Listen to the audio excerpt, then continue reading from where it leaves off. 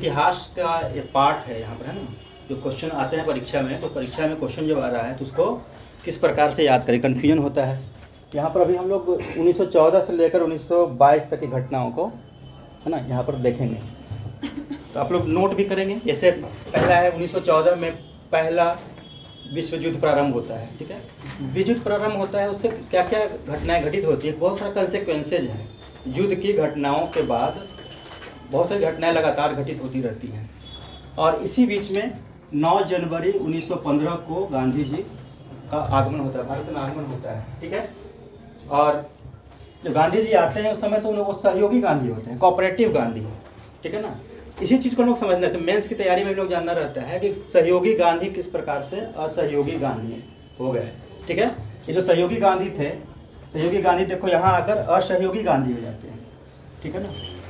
तो गांधी जी जब यहाँ आते हैं उस समय फर्स्ट वर्ल्ड वार चल रहा था, तो गांधी जी को लग रहा था कि अंग्रेज लोकतांत्रिक व्यवस्था को बनाए रखने के लिए युद्ध कर रहे हैं, इसलिए उन्होंने भारतीयों से भी युद्ध में शामिल होने का आह्वान किया था। इसलिए उनको सार्जेंट, है ना, इक्विपमेंट सार्जेंट कहा जाता था, भर्ती करने वाला सार्जेंट, ठीक है ना। तो इसके बाद इसी समय फिर क्या होता है, यहाँ पर होम रूल लीग मूवमेंट होता है। यहाँ पर होम रूल लीग हम लोग अलग से पढ़ेंगे इसको। होम रूल लीग के 2 पार्ट हैं, ठीक है। एक home rule league Annie Besant का है और दूसरा तिलक का, है ना। और यहाँ चीज देखो, यहाँ लखनऊ पैक्ट जो देख रहे हो तुम लोग, 1916 में लखनऊ पैक्ट, ये लखनऊ पैक्ट में कांग्रेस, लखनऊ पैक्ट कहा जाता है कांग्रेस और लीग के बीच पैक्ट होता है।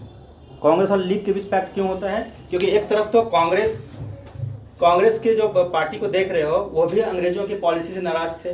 प्रथम विश्व युद्ध में जो परिस्थितियाँ थी उससे काफ़ी परेशानी थी यहाँ पर भारत में।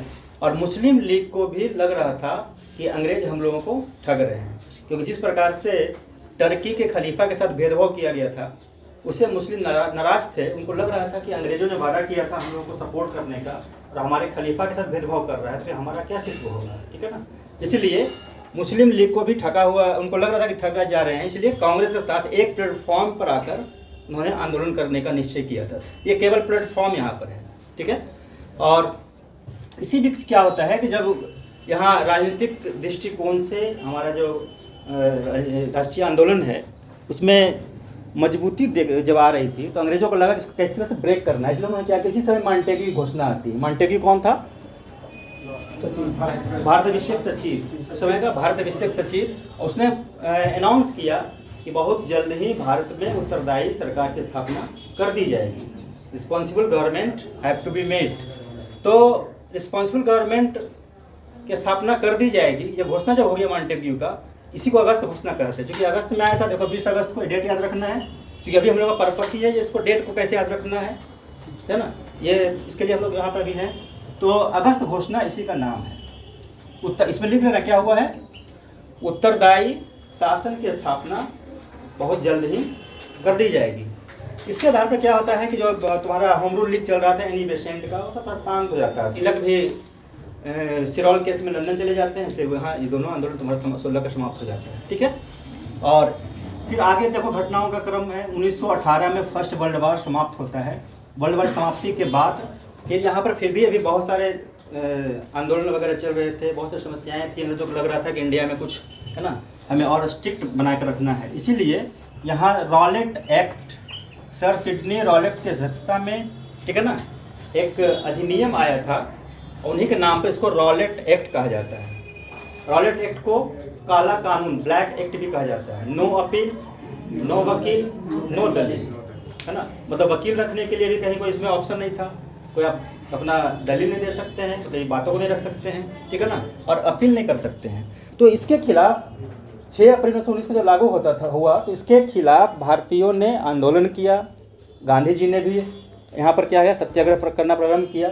और इसी परिप्रेक्ष्य में क्या होता है, यहाँ सैफुद्दीन किचलू और सतपाल को उन्होंने गिरफ्तार कर लिया था, बाद में गांधी जी भी गिरफ्तार हो जाते हैं, ठीक है। इसी गिरफ्तारी के विरोध में लोगों ने एक बैठक रखा था, और वो बैठक कहाँ हुई थी, अमृतसर के जालियांवाला बाग में। जालियांवाला बाग बहुत छोटा सा ग्राउंड है, और उसका जो निकास है एक ही निकास है, चारों तरफ से ऐसे घर बना हुआ है वहाँ, और एक ही तरफ निकास है, ठीक है। और जनरल डायर का नाम तुम लोगों ने सुना होगा। जनरल डायर अचानक वहाँ आता है और वहाँ आने के बाद क्या होता है, वो अंधाधुंध फायरिंग करता है, इसमें काफ़ी लोग मारे जाते हैं। ठीक है, तो जालियांवाला बाग के खिलाफ काफ़ी आक्रोश होता है भारतीयों में। उसके बाद पंजाब में मार्शल लॉ लग जाता है। मार्शल लॉ लगने से क्या होता है, जो लाश था, लाश को भी उठाकर डिस्पोजल करने के लिए लोगों को नहीं मिल रहा था, दाह संस्कार करने के लिए नहीं मिल रहा था। ठीक है ना, ये काफ़ी समस्या यहाँ पर थी। और जो जांच हुआ था, इसका जांच करने के लिए कमेटी बनाई गई थी। कमेटी का नाम हंटर कमेटी थी। ठीक है ना, और हंटर कमेटी ने जो निर्णय दिया था उसमें क्या कहा, जनरल डायर को सही साबित किया था। इससे भारतीय काफ़ी नाराज हो जाते हैं। इसलिए यहाँ पर तो इसके कंसेक्वेंसेज में खिलाफत आंदोलन और असहयोग आंदोलन होगा, तो कंसेक्वेंसेज याद रखना है। ठीक है, लेकिन जस्ट इसके बाद 1919 में भारत सरकार अधिनियम आता है, जिस अधिनियम की चर्चा हम लोग करेंगे अलग से संवैधानिक विकास वाले में। ठीक है, इनको लगता है कि जिस अंग्रेज को हम लोग सपोर्ट कर रहे थे, लोकतांत्रिक व्यवस्था को बनाए रखने के लिए आह्वान हम कर रहे थे, वह अंग्रेज क्या है, जिस प्रकार से जालियांवाला बाग हत्याकांड को अंजाम दिया, मतलब अंग्रेज का काम क्या है, एक पाप के जैसा है, पाप, और पापी का साथ देना पाप ही होगा। इसलिए गांधी जी का था कि नहीं, हम इनके साथ अब नहीं रहेंगे, इनका साथ नहीं देंगे। साथ नहीं देना यही असहयोग है। ठीक है ना, और इसकी घोषणा 1 अगस्त 1919 को 20 को हुई थी। ठीक है ना, असहयोग आंदोलन, नॉन कोऑपरेशन मूवमेंट। ठीक है ना, और फिर इसके में क्या क्या होता है सहयोग आंदोलन में, तो अलग चैप्टर है वो। ठीक है, और इसमें आगे जब बढ़ते जाओगे तुम देखोगे कि किस प्रकार से रचनात्मक कार्य और विध्वंसात्मक कार्य दोनों का एक लिस्ट बना लेना है। दोनों का लिस्ट बनाने एक साइड में, इसको तुम लोग क्या करोगे, एक तरफ रचनात्मक कार्य क्या क्या हुआ था और विध्वंसात्मक। ठीक है, और रचनात्मक कार्य, जैसे स्कूल कॉलेज को का बहिष्कार करना, यहाँ लिखाएगा स्कूल कॉलेज का बहिष्कार, यहाँ क्या लिखाएगा, राष्ट्रीय विद्यालय की स्थापना।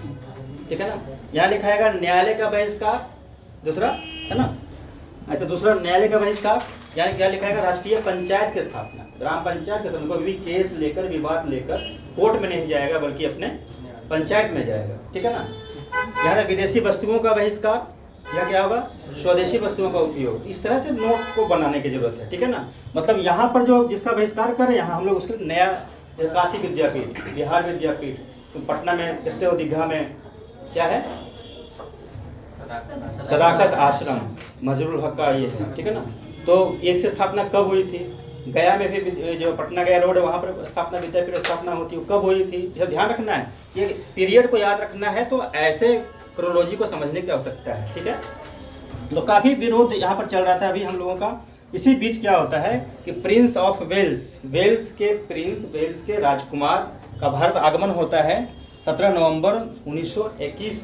ठीक है ना, और जब प्रिंस ऑफ वेल्स का आगमन होता है तो आगमन भारतीयों ने उनको काला झंडा स्वागत किया था। काला झंडा स्वागत करना मतलब विरोध किया था, उनके आने का विरोध यहाँ किया गया था, और उस विरोध के फलस्वरूप क्या होता है, अंग्रेजों का दमन भी प्रारंभ हो जाता है। इसी परिप्रेक्ष्य में यहाँ एक जुलूस निकाला गया था, और उस जुलूस के रास्ते में जो चौरा चौरी जगह है, अभी देवरिया जिले में है।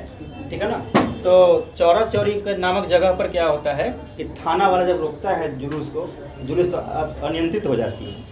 ठीक है, उस पर लाठीचार्ज किया जाता है, गोली चलता है, थाना में आग लगा दिया जाता है। आग लगाने के बाद बहुत सारे लोग यहाँ पर, कितने सिपाही मारे गए थे, 22 सिपाही मारे गए थे। तो ये जो आंदोलन था, गांधी जी का आंदोलन अहिंसात्मक आंदोलन का स्वरूप चेंज होकर हिंसात्मक हो जाता है, वायलेंट हो जाता है, तो गांधी जी ने इसको वापस लेने का निर्णय किया। ठीक है, तो 12 फरवरी 1900, डेट को याद रखना है, 12 फरवरी 1922 को असहयोग आंदोलन को गांधी जी ने वापस लिया, और 10 मार्च 1922 गांधी जी गिरफ्तार हो जाते हैं।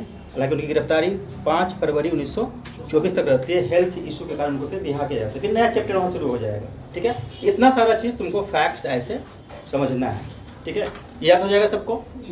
ठीक है, तो कोई दिक्कत है, इसको क्या करना है, कंसिक्वेंसेस को ध्यान रखना है, इसको ध्यान रखना है, उसमें से किसके बाद कौन घटनाएं घटित हुई ये दिमाग में रखना है। जैसे अभी चंपारण सत्याग्रह, खेड़ सत्याग्रह, अहमदाबाद मिल मजदूरों का आंदोलन, यहाँ शामिल नहीं किया गया क्योंकि ज़्यादा खिचड़ी टाइप का हो जाएगा वो, उसको हम लोगों ने अलग रखा है, वो अलग से उसको करेंगे। ठीक है ना, इतना चीज़ तुम लोग को दिक्कत है, इधर है ना।